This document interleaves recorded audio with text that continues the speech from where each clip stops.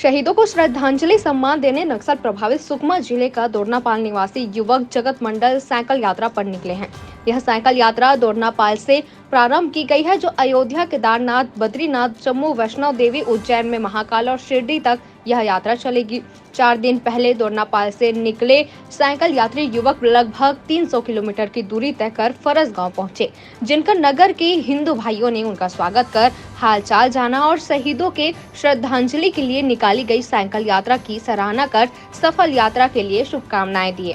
इस दौरान उन्होंने लोगों से अपील करते हुए कहा कि साइकिल यात्रा को सफल बनाने जय मंडल को जन सहयोग कर मदद करें।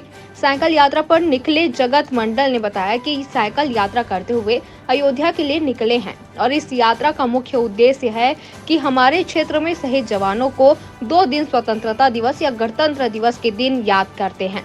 हमारे शहीद वीर जवानों को हमेशा याद करें और उनके शहादत का सम्मान करें। इन शहीदों को श्रद्धांजलि अर्पित करने के लिए मैं साइकिल से अयोध्या के लिए निकला हूं। एक दिन में 70 से 80 किलोमीटर तक साइकिल यात्रा कर रहा हूं।